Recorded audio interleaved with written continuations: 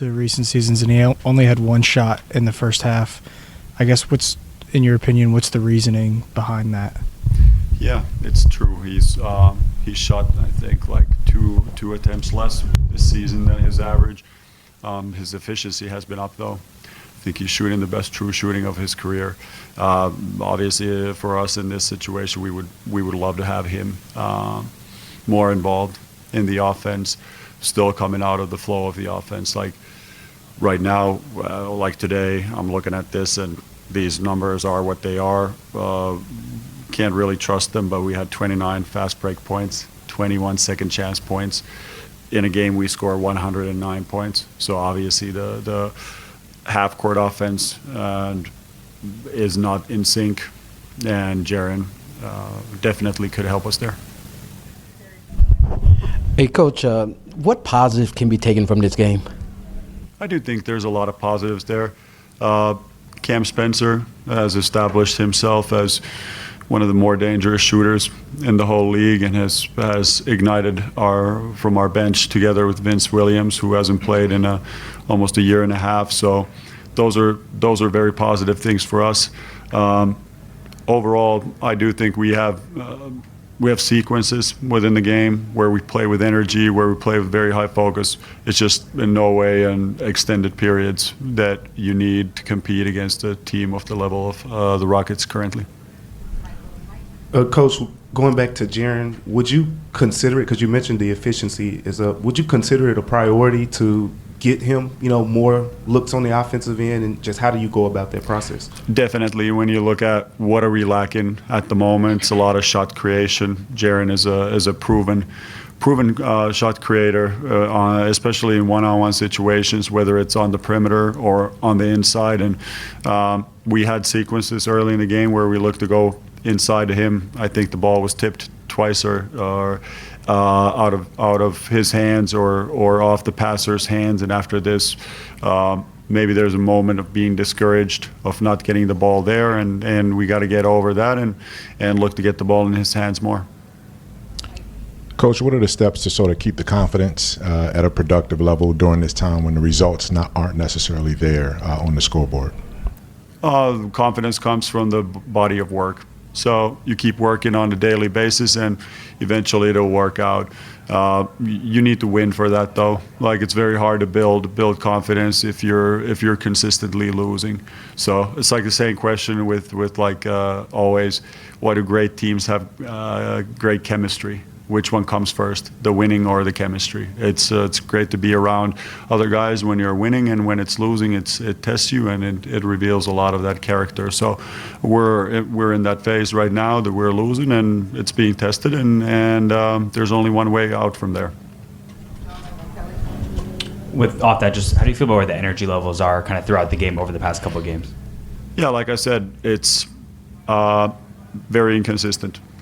It comes and goes, and we need to do a better job with that.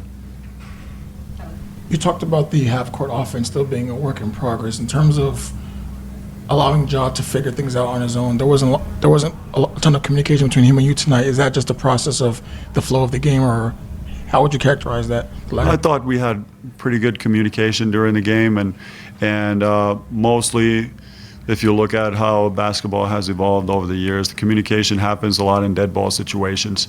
Otherwise, it's too slow. When you look at Houston's defense, for example, they're a very strong half-court defense when they're able to set. So basketball has moved away from calling plays in live play. So it's more in dead ball situations, coming out of timeouts and like this. And overall, I think our offense right now is, both from a player and ball movement standpoint, very stagnant. And that's something we need to fix.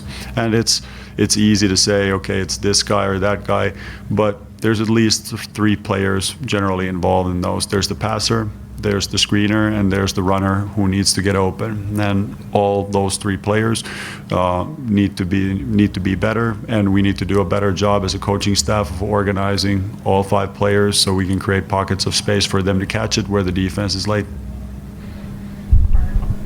Coach, just slow start.